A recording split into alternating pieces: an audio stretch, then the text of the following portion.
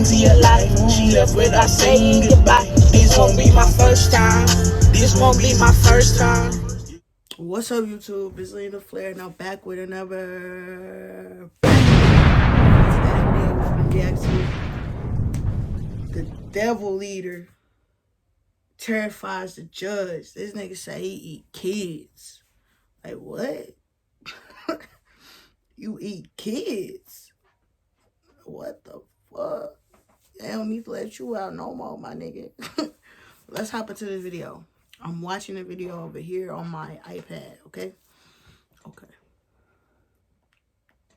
There are evil people everywhere. Sadly, everywhere. This world has too many of them. Let's just say I've put together some of the evilest people of all time in today's video.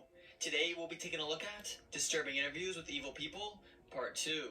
This is the second part of this series, and this one is way crazier than the first. If you guys wouldn't mind and hit that subscribe button so you don't miss out on any more of these videos, I would really appreciate that. Let's get into the first interview. Susan Atkins. Susan Atkins was a member of the Manson cult. This girl was a serial killer, and she would do whatever she was ordered to do. She and her cult would take out anyone that they were told to. She walked down the street and would hit every house there was. And when I say hit them, she killed everyone. You can just see in her eyes that she is evil. It's honestly scary. We were instructed to go all the way down every house, hit every house. Down the street? On the street, yes. And kill all the people in all the people in all those houses. And we drove to the house with instructions to kill everyone in the house. From Chuck? Yeah. The people in the house were all brought into the living room and tied up, and I remember that Bartek Bakowski, I believe is his name. I had tied his hands with a towel and then was instructed to kill him. We now have an interview with Tommy Lynn Sells. What's so scary about this man is when he speaks about the murders he's committed, keep in mind it's a confirmed 22. Yet the police still say there are more out there. But when he speaks about this, he talks about how it was the best feeling he's ever had. It was the best feeling I ever had in my life. And the first time I killed somebody, it was such a rush. And it was just like that shot of dope. Every time I did it, it was that rush again. I called you something that you didn't like, and you think about killing me? Well, if we was in a fight and get your head down in the concrete, then, so be it. But what happens when my head goes down to the concrete? Well, what do you think happens? It cracks like a coconut. This next interview is with a man by the name of John Hughes.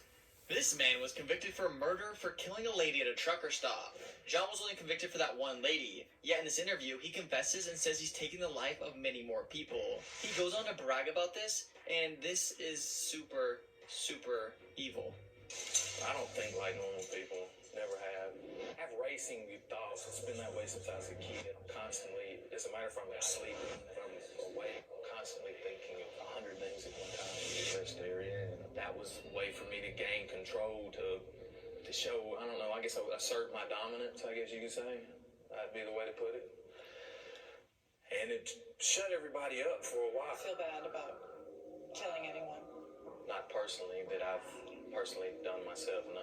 I just view things as objects. People, animals, trees, cars, they're just all the same. Here to the next evil person interview, we have Joel Rifkin. This man is a serial killer, and the way he was caught is very interesting. No, they didn't have any clues on him, nothing. He was just pulled over for not having a license plate, and the police then found the body of the most recent victim in his trunk. Thankfully, this car he was driving did not have a license plate on it, because think about how many lives this could have saved. Tragedy happens in lives. Unfortunately, it was their lives. The world wouldn't know his name until after his killing spree had ended. Now, in a rare prison interview, serial killer Joel Rifkin talks about his sickening crimes down to the smallest detail. The numbers started to increase. An ID would, okay, there's a photo, I know who that girl was. A piece of jewelry, okay, I know that's from that girl. We now have Chris Watts. This man has an entire Netflix documentary on him. This right here shows how evil he is. I remember that. He is guilty for taking the life of his entire family, his wife and his 2 daughters. He tries to think that he had nothing to do with it. Here's the interview on what he said actually happened.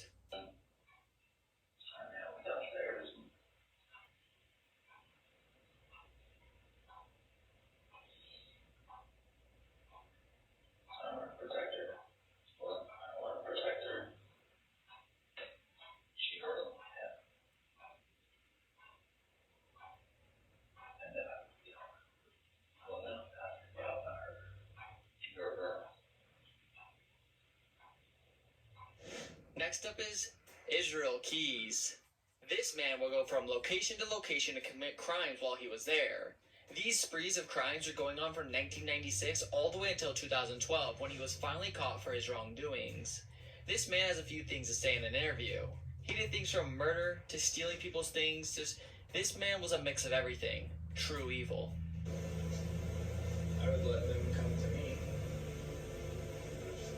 Just remote area.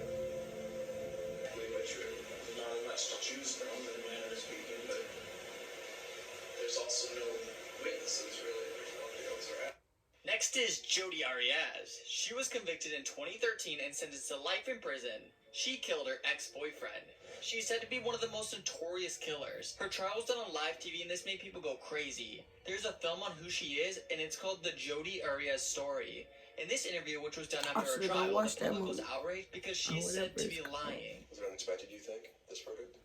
It was unexpected for me, yes, because there was no premeditation on my part. I can see how things look that way, but I didn't expect the premeditation. I could see maybe the felony murder because of how the law is written, but I didn't.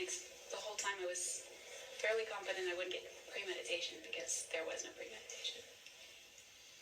It seemed like some of those jurors didn't believe what you were telling them, didn't believe your story.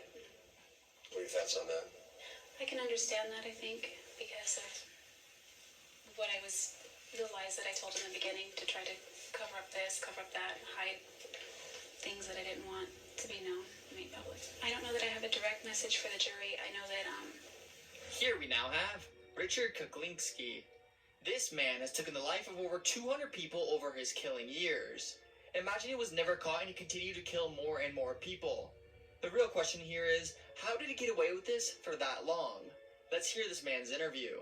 I could get over on you or get you to do what I wanted you to do, is to hurt your family. I would pop, pop, pop, and then I would pop, pop. And I could see the material moving on his jacket as these things. Actually, they made little marks on it there. On the jacket, I guess they were burn marks.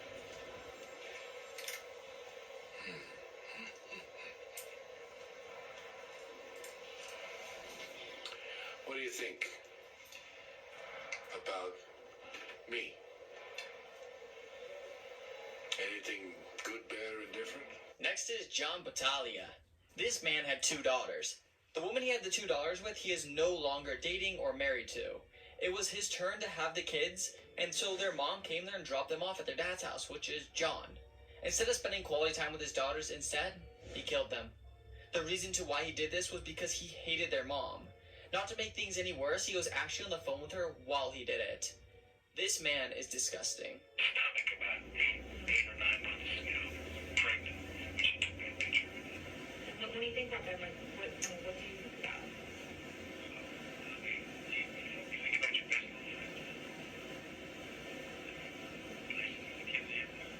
She wrote my daughter's life, and she wrote my daughter. I mean, do you feel like you were killing them to get back at your wife? You what? Well, there you had it. If you guys enjoyed, drop a like and subscribe. He said Also, he let me don't know if feel you guys like want an he killed evil them. person's Then what you interview do to part him? 3. And also, press on another video on the screen right now to continue watching more. What you do to him then? Why you in prison? If you didn't feel like you killed them, nigga, shut the hell up. But it's the end of this video. Like, comment, and subscribe.